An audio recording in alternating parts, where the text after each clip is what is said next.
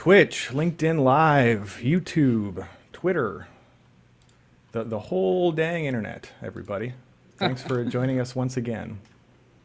Hello, everybody. Thanks for joining. We'll start in about a minute or two. So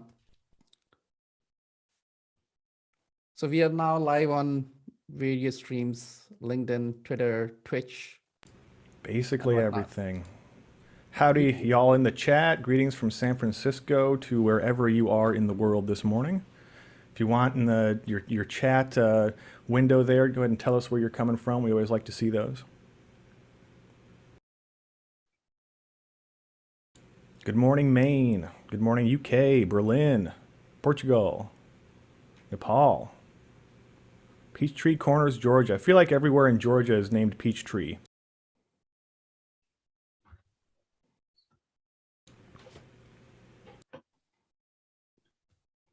I wonder where Partha is from. That's a great question. Is he very close to the Zoom office so that, you know, there's I'm starting to wonder if Partha is not living in my closet.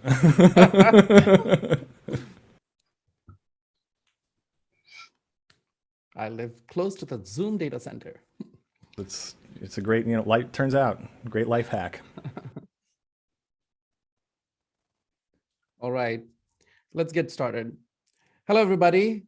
Welcome to OpenCV Weekly Webinar. And today we have with us Gerard Espona, who was one of the competitors of OpenCV AI competition last year.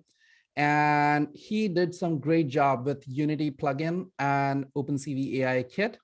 And today we are very happy to announce that he has joined in official capacity with the Luxonis team. And now we are working on more and more on Unity.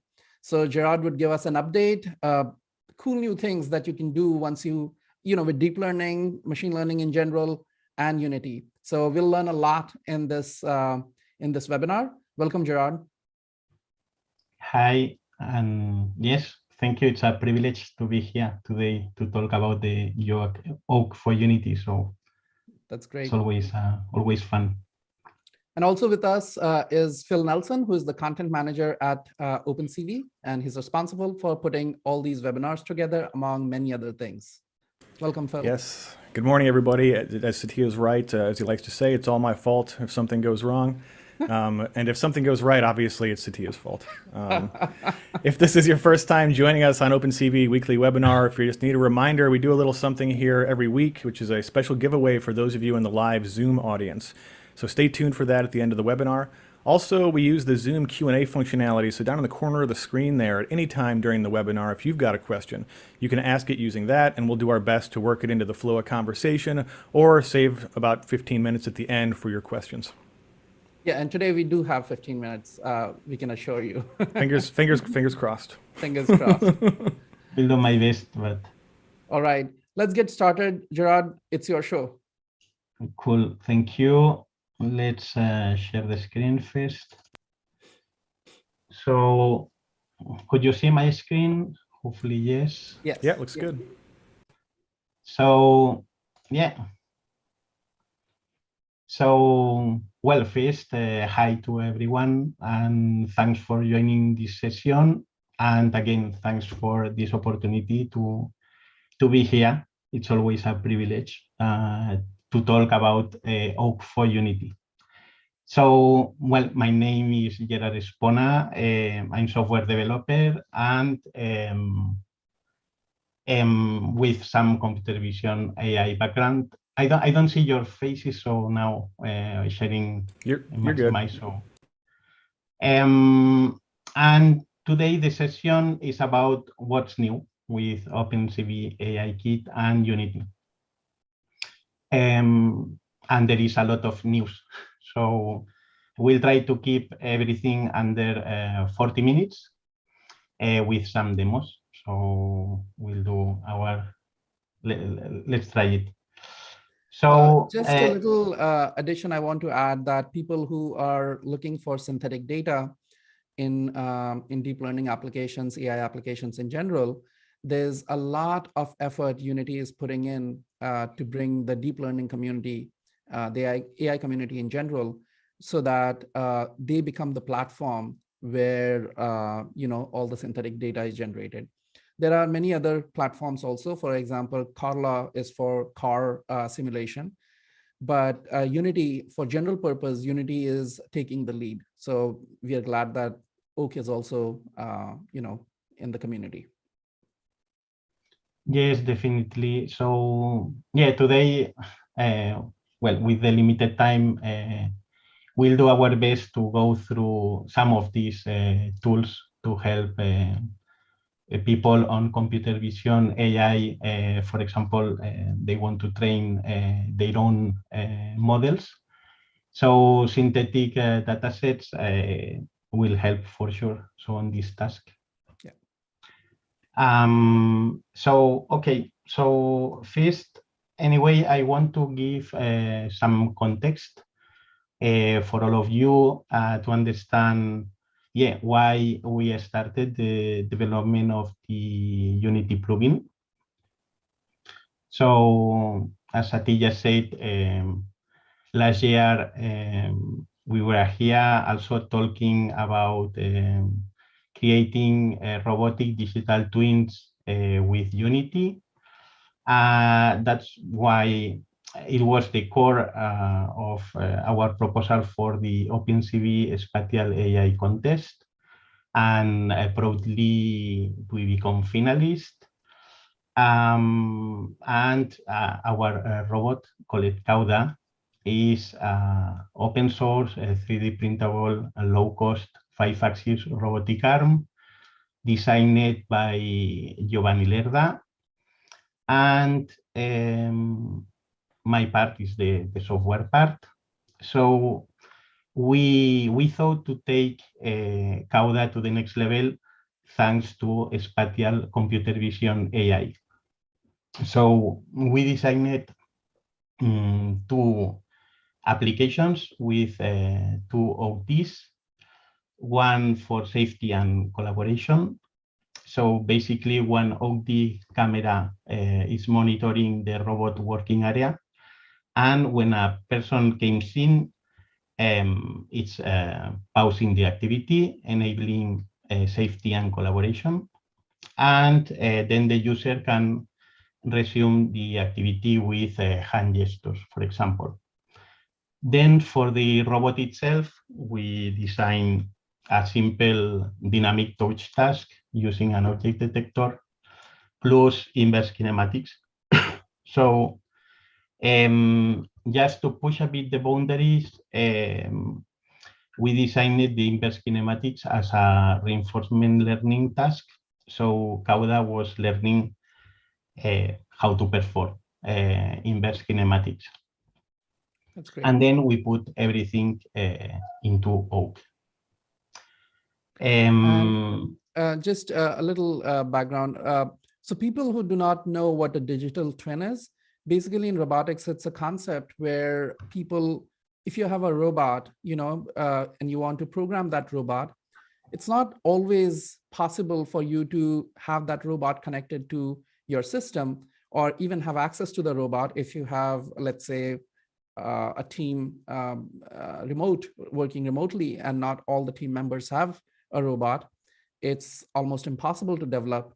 So people came up with this idea that you can create a digital twin for your robot.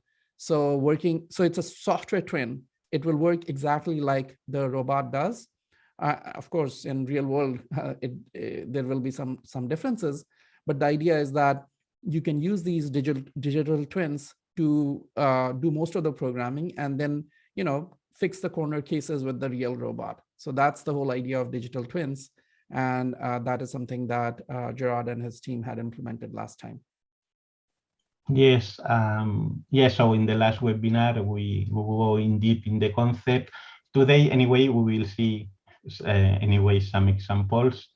But yes, basically that's the idea. So, and has a lot of benefits. So you have a virtual robot. That's the point. So it should be an accurate simulation of the real robot, just because when you move from simulation to real, you don't want to have then strange behaviors or a mismatch But that's the basic idea. So you have a virtual robot inside Unity, and you can leverage this simulation for training, like we did with the reinforcement learning, and also I will talk later. You can combine with the synthetic datasets. But yeah, so this is a bit all the work we did during the contest. I'm not going in deep, but I want to highlight, I think when we did the first webinar, we just presenting this bus driving in virtual city, doing the tiny YOLO. Yeah, I just want to highlight two things here. The Unity plugin itself. So obviously we needed the connection between Oak and Unity because the digital twin lives in Unity. So it was important to have the connection. And then after we go a bit more further and we develop the virtual sensor. So we develop a virtual Oak camera to complement the digital twin. That's important because it's in fact is what it unlocks these other kind of applications, simulation and synthetic datasets. But yeah, anyway, if there is a lot of resources, if someone wants to check more in detail all this work, I will leave the links at this point. But I want to thank Anthony Navarro from Unity, because after the contest, he contacted us and was publishing this kind of interview summary of the project. So you can see here more easily. So this is Cauda robotic arm. And then you can see here the virtual Oak cameras. And for example, you can check some of the reinforcement learning work. And this is a good example. So this is the digital twin. So this is the virtual robot simulation. And here we leverage to scale and speed up the training. So you have a bunch of robots training at the same time. So you speed up in the training. And then you can compare, for example, the inference on host and inference on Oak right beside. So this is this is one thing. So there are many benefits on the digital twins. Obviously, you can create a lot of copies, and it's much easier to work with virtual robots than usually with real robots. Definitely a lot less work for the 3D printer. Right. Yeah, definitely. So. Okay, and also, for example, you can see, talking about the synthetic datasets, you can see here an interesting experiment. It's kind of end-to-end pipeline to train a custom YOLO category, but using only synthetic datasets. So the custom YOLO category is this serial box. So we were generating datasets to train. Could you YOLO. make it full screen? Could you make it full screen? Sorry. Yeah. Maybe I can. Yeah, start again, because that's very interesting. The top view, top left. Yeah. So so basically here you can see the steps. So this is the generation of the. So you need this 3D model. This is the serial box. Then we can see over here. We using this 3D model, we can generate synthetic datasets. So for that, you can see some examples here. So for that, we randomize, obviously we want a dataset representative, so you need to generate variability on each capture, adding background objects, occluders, changing lining conditions, everything that helps to have a good dataset for the training. Mm-hmm. And then you can see some results over here at the end. So recognizing the serial box. So, well, so, and then finally, of course, there is this, our final video submission where you can see the digital twin connected to the real one doing the dynamic touch task, and then the collaboration and safety part. So, okay, so that's the, yeah, that's the, what I want to show you about the context, just to understand a bit why we started to develop. No? So now the question, so what is Oak for Unity? Well, I think now it's easy to explain. So just a plugin for Windows, Linux, and Mac to enable this connection between Oak and Unity. The thing is, as you see, and also in the spirit of this plugin, you can combine Oak and Unity in different ways, in fact. So that's why we split it in two parts. One, we call it Oak for Creators. It's kind of a high-level API. So it's basically for Unity developers without machine learning knowledge, let's say. So they don't want to develop custom pipelines. They don't want to train custom models.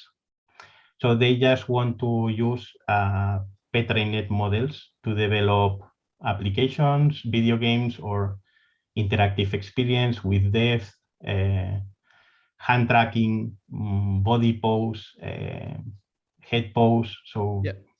this kind of pre-trained models. And then we have this second part. We call it Oak for Computer Vision AI Robotics. So, and it's based on this virtual sensor, this virtual Oak device, and okay, helping to these users that probably they want to train their own models using synthetic dataset, for example, or probably if you are on robotics, probably you also are in ROS. So there is an integration between Unity and ROS to have an accurate simulation of the robot. You can speed up on these iteration cycles using your digital twin. And also you can send images to Oak and evaluate models like the virtual city. So, but let's start with Oak for Creators. In fact, this is the most visual part, or more creative and probably more fun also. And that's why we decided to start releasing this part first in the GitHub repository in a beta testing. So we have a list of pre-trained models we want to deliver, and we call it this set like version 1. And the idea is when we reach this version 1, we will publish the the plugin also for free to the Unity asset store, so it will be more easy for the Unity community to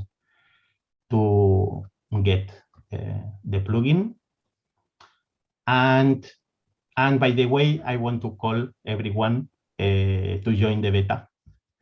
So here again, there are a lot of resources to stay tuned on the progress.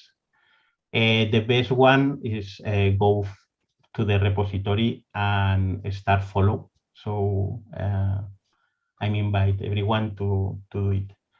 What you're going to see if you go to the repository, so if you are on Windows machine, you have available right now the device manager, the demo menu scene, the typical device streams with color, stereo, depth, and then a set of point cloud visualization using visual effect graph.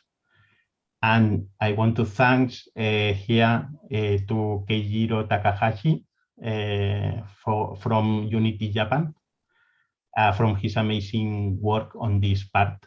And also allowed us to integrate all this work on the Unity plugin. So you will see soon in a demo. And then you see here in the list all of these pre-trained demos, let's say, or pre-trained model demos, object detector, face detector, body pose, head pose, face emotion, deep lab, and hand tracking. So still not yet available in the repository, but you will see. So the good news is all of them are developed. So it's just matter to push to the repo. So you can expect having really soon. Okay. And this is more or less the version 1 of Creator. And then, yeah, for the first demo, my idea is to show how easy is getting started. So, so this is the official repository. So the FII Unity. And in fact, if you are on Windows, you don't need to do too much. Really something special. Also because to make it easy, we under this folder work for Unity, you have this universal render pipeline Unity project. So you have everything here. So you just need to open, clone the repo, of course, and install Unity, and then open this project. So you under OAK for Unity URP, and you will get something like this. So under the folder plugins, you have OAK for Unity with everything you need. But also to make it more easy, you can go here in the menu, click OAK for Unity, example scenes, and now let's see if it's better. And now I have an OD connected to the PC, so I just hit play. And this will, yeah, so this is what we call Oak Playground. And yeah, so, and basically this is kind of a good entry point to check all the demos. You can check if you have an Oak device connected, and then you can find what we talk about, the basic streams, point cloud, visual effects, and coming soon, the rest of pre-trained models. So you can navigate also through the arrows. And for example, the basic streams. Hello. So you can find the typical left, right, color, disparity, depth. Then about the point cloud, you can find this. This is the classical point cloud demo, and some more fancy effect, adding this visual effect graph.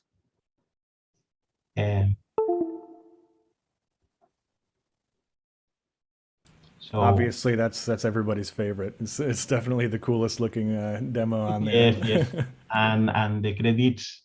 This is just a small tweak on the work of Keijiro, but all the credits for Keijiro. It's amazing his work on visual effects and so on. So and extremely cool. yeah. So that's the thing you can find today. But as I as I was explaining, you can expect all the pre-trained models really soon. I want to show, in fact, some examples, but really, here is about creativity. So, can't wait to see which kind of applications people will do with Unity. So let's see.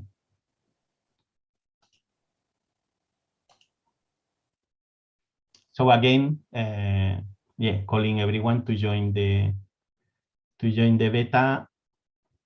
And so here, again, just few examples. So for example, this one is the hand tracking plus depth. So, and then you can see, the virtual hand going here. Yeah, who needs the power glove? And with some hand gestures, then messing with this fluid simulation. So you're able another to, example. there is a real component which your hands are now becoming almost like the controller, and you have the virtual hand in Unity as well, right? Once the OAK is connected with the plugin, you can track body and hand and other things, just to and then control the environment using your virtual hand. Yeah, exactly. So I'm missing a small part here. We call it OAK for developers also, in fact, but there is a lot of utilities also for the normal workflow. Also, for example, if you develop for VR, for example, you can track hand, body to help to speed up in the workflows. But yes, then you can integrate with many assets. In fact, that's the good thing of Unity. I'm going to.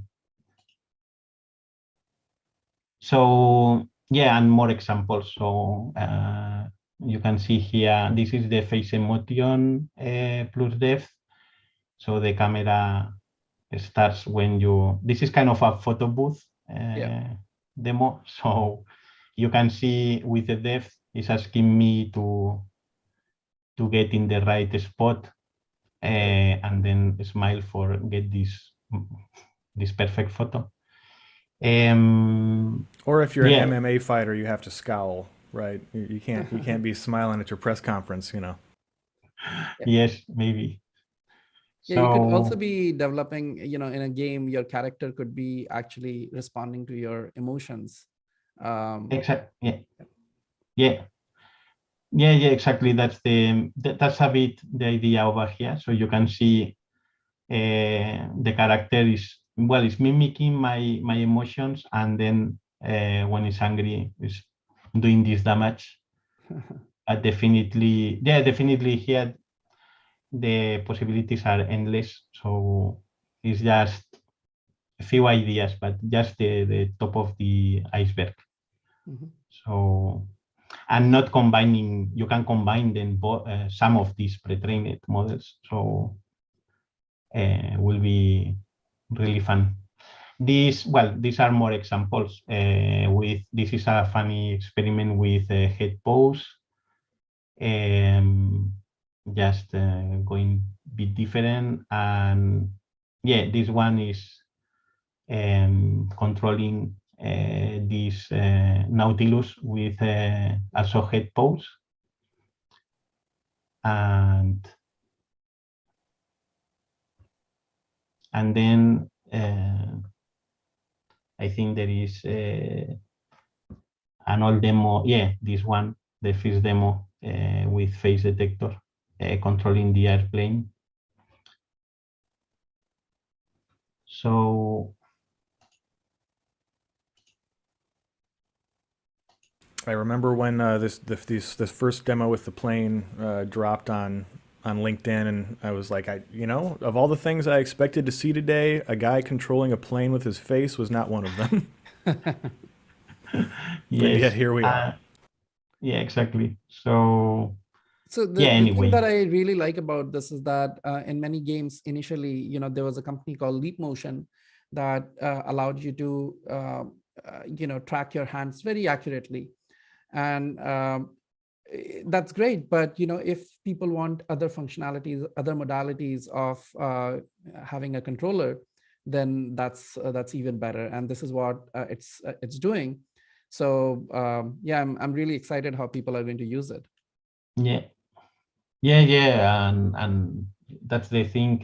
Also, then you can combine, you can switch from, I don't know, from one modality to another I don't know, at the middle of the game. You can ask different kind of interactions, or for interactive experiences also.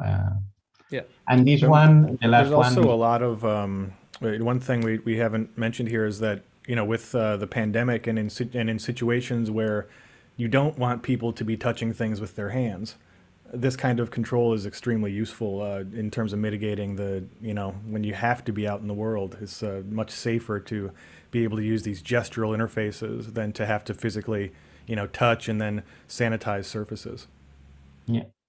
yeah, definitely. Yeah, here we are very focused on video games, but interactive experiences, or even spatial AI applications. Why not? So yeah, and this one is the using body pose estimation. So playing this green light, red light game. So it's just an example. So yeah, so that's the part. Okay, so yeah, so that's the first part for creators. So again, um, everyone is welcome, or more than welcome, to join the beta. And now, yeah, I want to talk a bit on the second part. So opt for computer vision. One question for me is, Yes. what's your current thinking on, so what can people expect if they try out this beta? Is there going to be like some kind of cadence to the releases? Are you targeting a specific launch day for having the Unity package ready or anything like that? No, not really. We don't have a hard deadline. It's just we thought that people can enjoy gradually. So in fact, we have we kind of sort the pre-trained models according some feedback we got from the community, and we thought, yeah, makes sense to release and get things on on the hands of people without waiting to have a perfect version 1, whatever. So it's more Yeah, about totally makes sense. It sounds like if people show up and try this out, they'll have actually really have a hand in shaping how this thing is developed as well. Yes. So that's the main idea behind the beta testing, but no, nothing further. There is no huge requirements on equipment or something. It's just inviting people to start playing with the plugin. There's nothing else. And all the feedback that we are getting that is very useful for us. So yes, so then I think we can jump to the second part.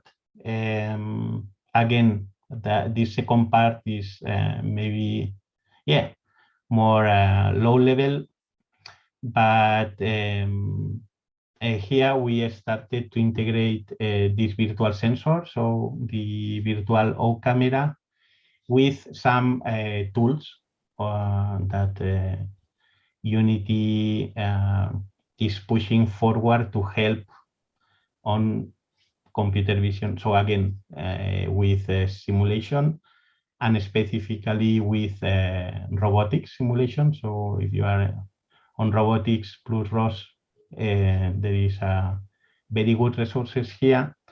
And then with the synthetic data sets. So the long term here for the Unity plugin is to provide also good workflows. So to make it easy. So today is kind of, we start to integrate with all of these tools, but it's early stage, and using each tool could be complex. So we want to make it easy for everyone. So today, because the time going fast through them,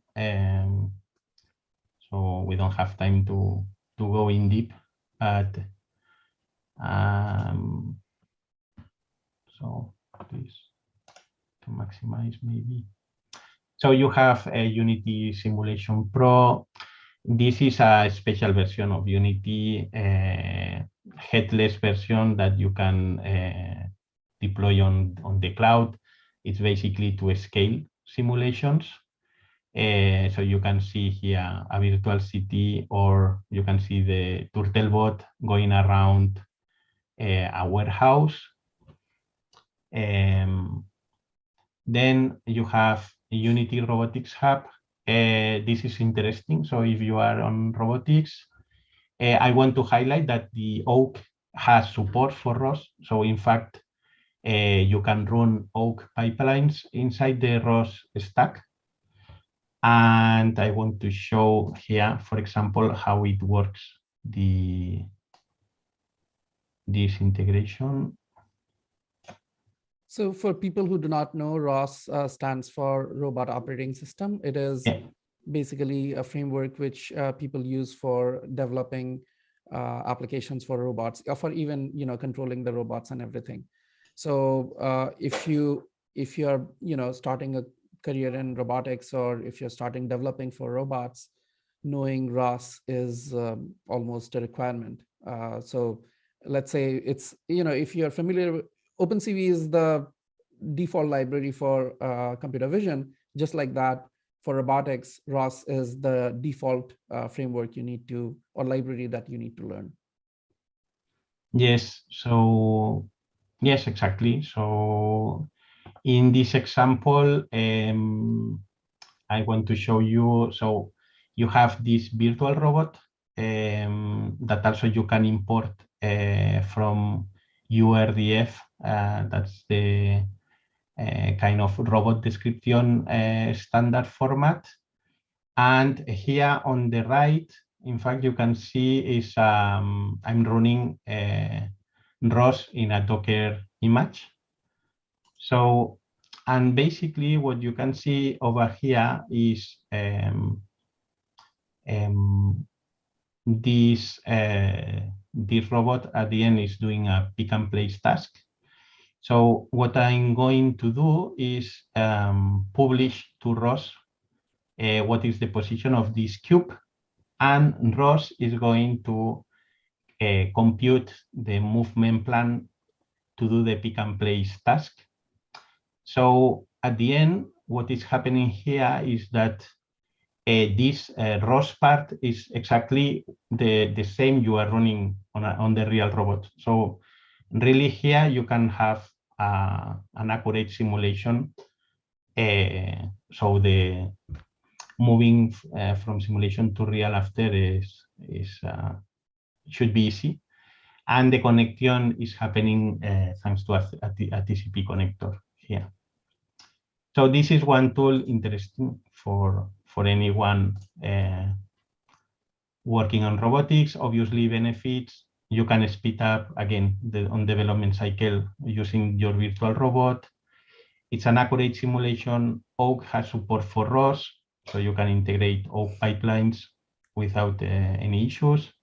And then you can also anyway send images from Unity to Oak to run the pipeline. And then let's say you are on robotics and probably to solve some real world problems. So probably you want to train your own model. So let's say you are building a robot, let's say moving around the living room. And let's say you are interested to detect the tables, okay? So usually the process is, well, you need to capture images of the table, annotate the table manually to train your object detector, right?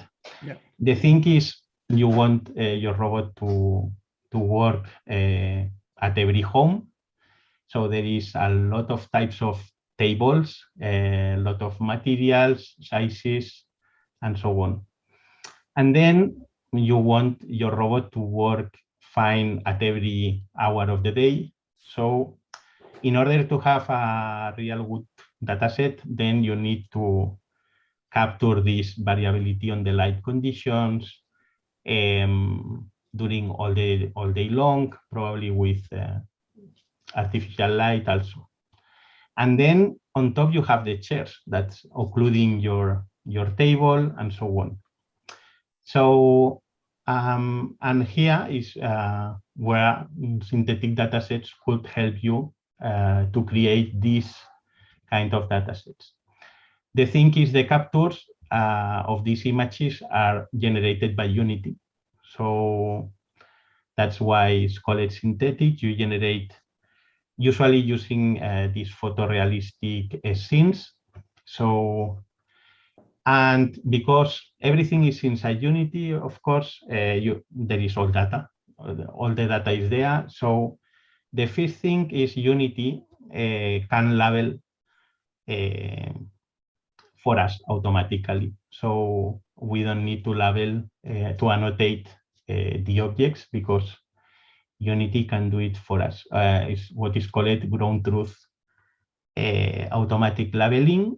So like in this example, you see the 3D bounding box or the segmentation.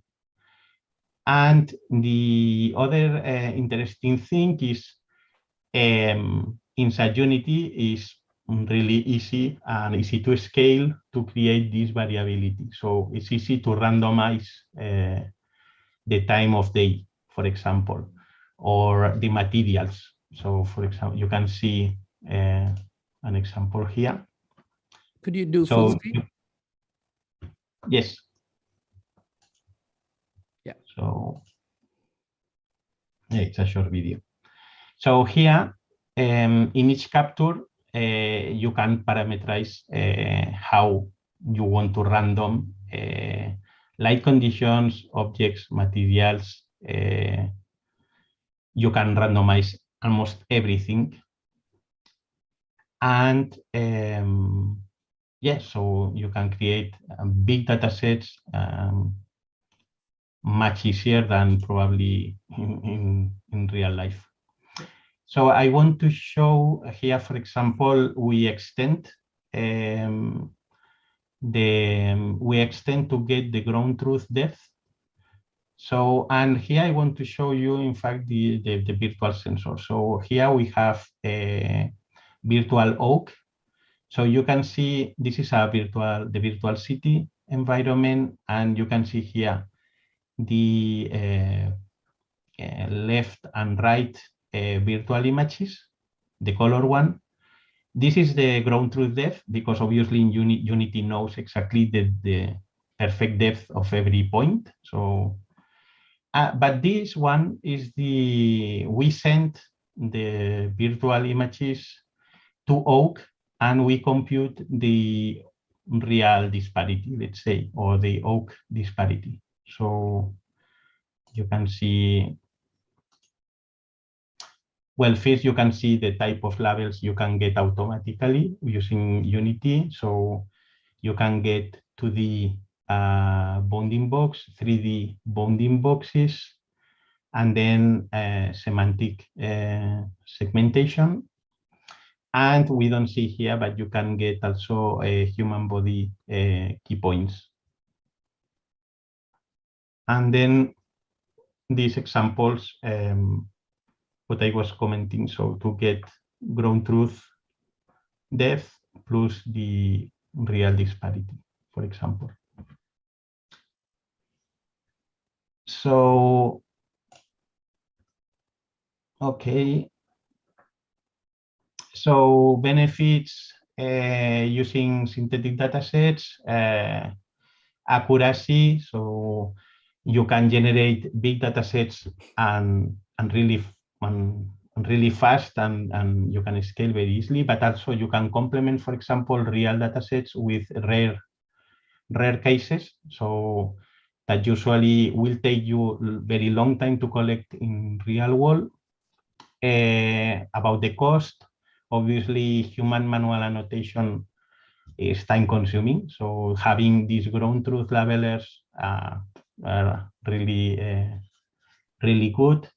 You can, thanks to the randomize, you can create really big diversity of data. And then, of course, you can even make short your iteration cycles when you're training your own model. So at the end,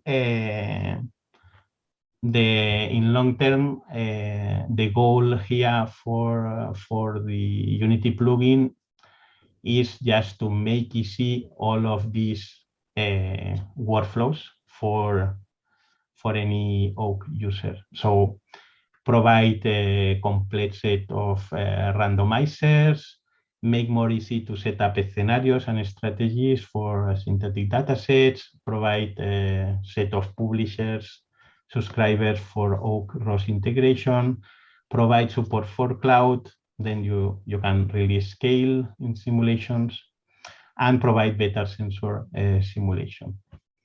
So yeah, so that's also part of the work we are doing.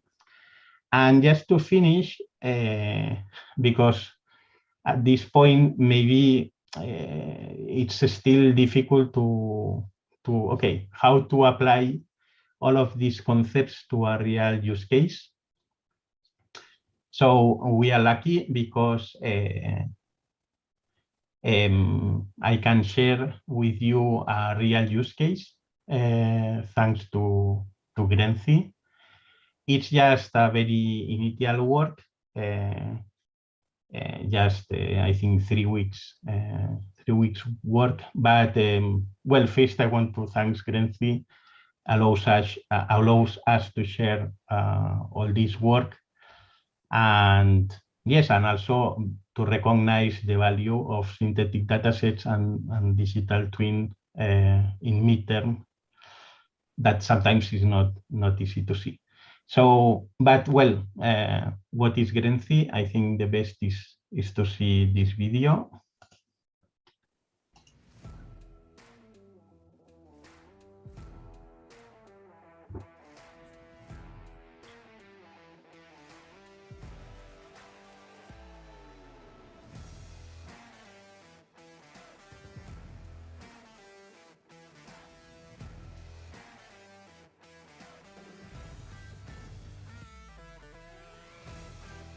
tractor sounds like it's trying to sell me an iPod.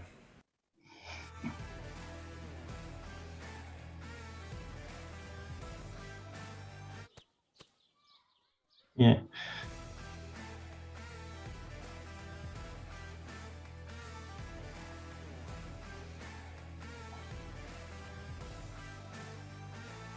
So, yeah. So, well, I think is easy to understand. So, Green is adding self-driving capabilities to commercial mowers. It's very interesting. It's ROS powered. So, and the next versions will deploy oak cameras to perform person detection and no grass class segmentation to help avoiding obstacles. So trees, cones, drains. So basically, these custom models will help to increase the autonomy of the robot and to speed up on and help on that. They are leveraging on digital twin also, so in simulation and synthetic data. So as you can imagine, there is a lot of challenges.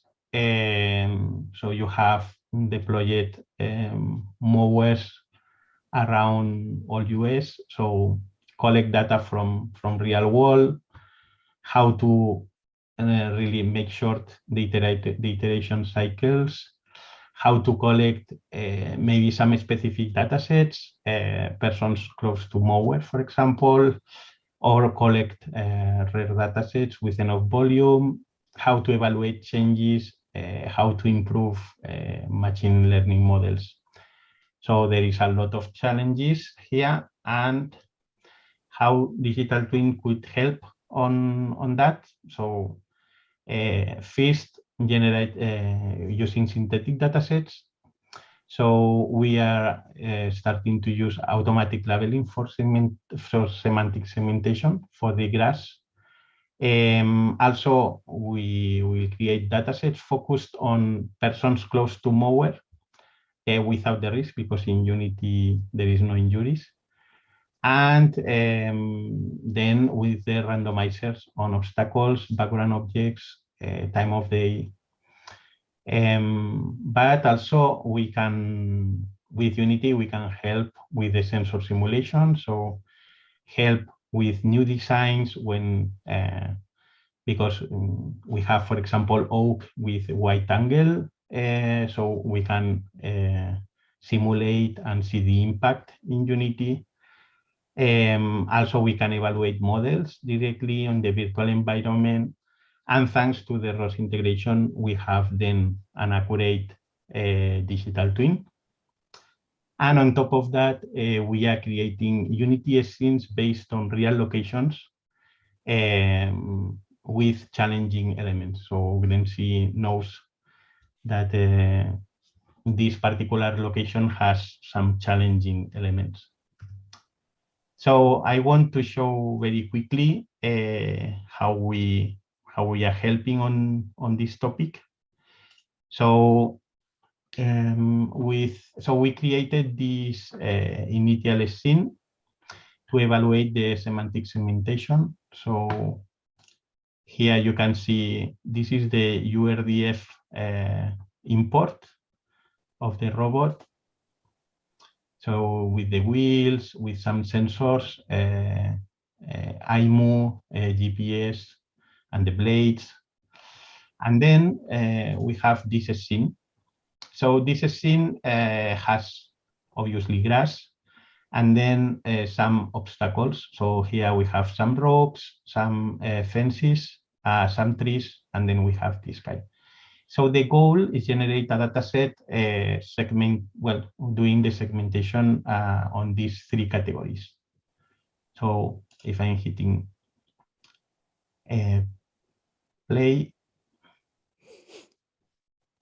The moment of truth. Yes. So you can see maybe like this better. Yeah. So green is grass, blue is sky. So and then you have black is the obstacles, let's say. And you can see if I'm moving the camera around, so I'm getting this segmentation in real time.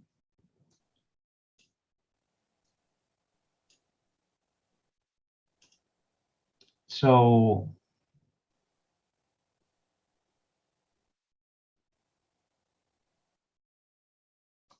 and then we can check here the data set. So for example, in this short period of time, we created 700 images with proper segmentation info. Very cool. Wow. Yeah, so, and as a bonus, honestly, this was not at all the idea. I can show you some results, in fact, from yesterday or 2 days ago, but I want to highlight that was not the intention, because we created just a small data set of just only 80 images without any randomization at all, just to put in place the pipeline. But then Matija, the person working with the models, decided to give a try. And as you can see, it's going to be far away from perfection. So, but because you can see, for example, this is a real video sequence. Yeah. So obviously, this is failing. So this Right. is grass. You can see the segmentation here is not perfect at all. So yeah, so the sky here is failing a bit. Right. You can see it's far away from perfect, but well, really, It's great to be like, honest about and show these things from the start too, because 80 obviously images, 80 images only, right? That's it's pretty exciting.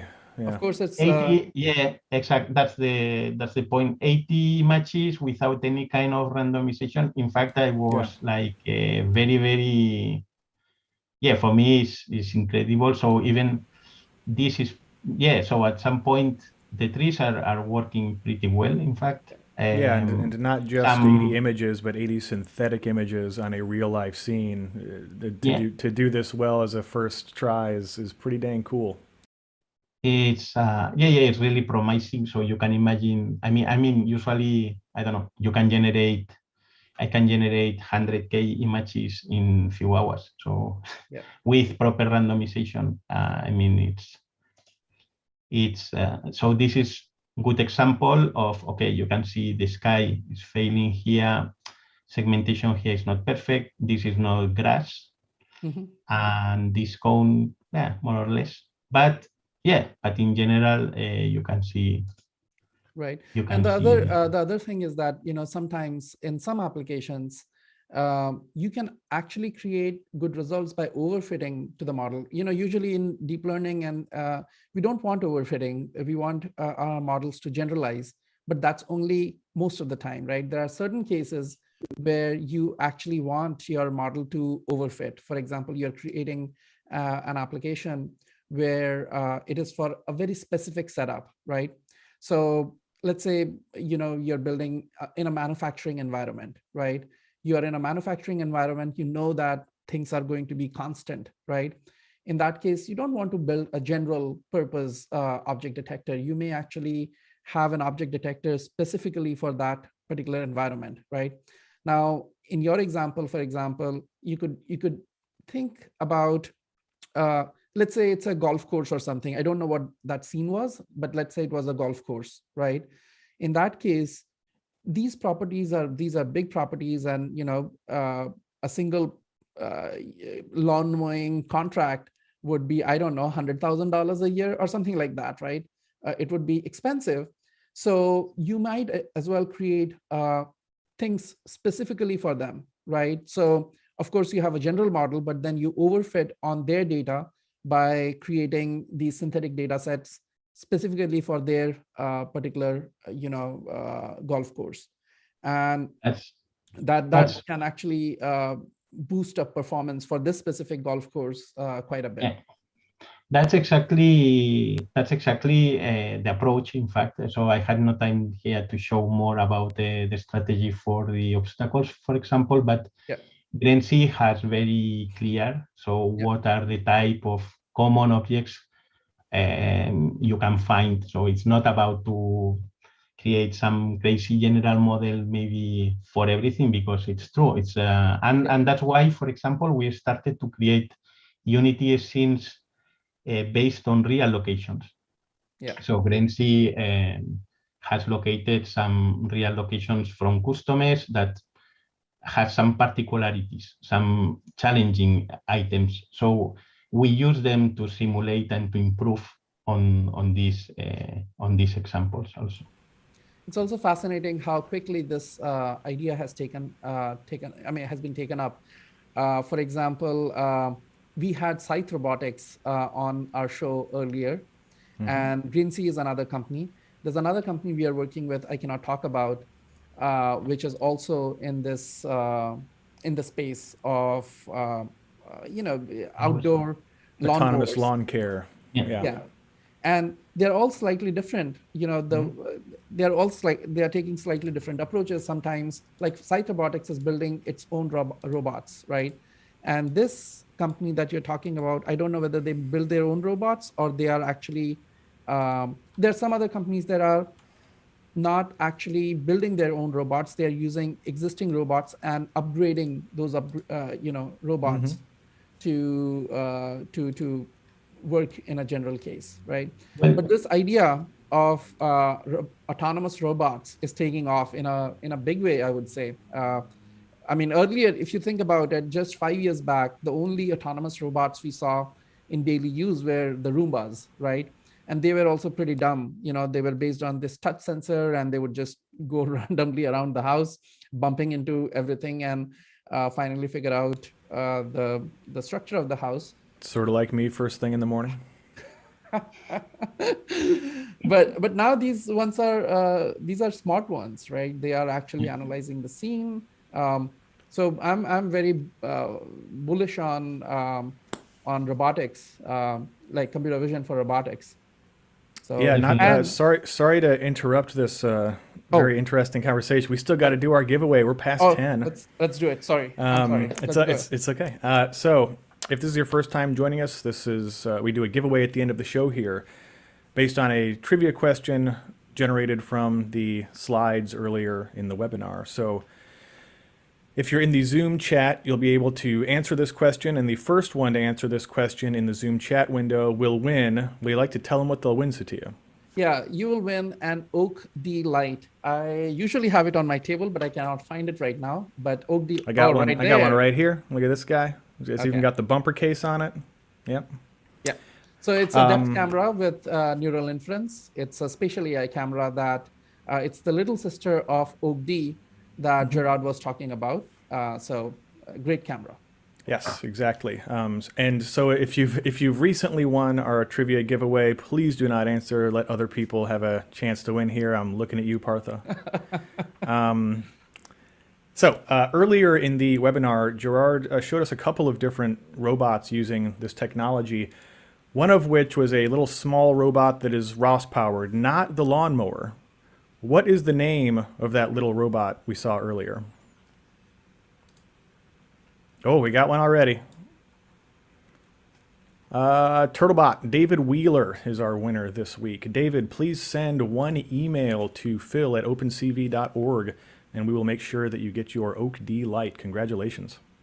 Congratulations. Do we want to do like one question since we kind of went over a little bit today? Had a couple of good ones in the chat here. Dale would like to know, does the Unity plugin simulate we've kind of already answered this by demonstration, but I don't think we were explicit about it.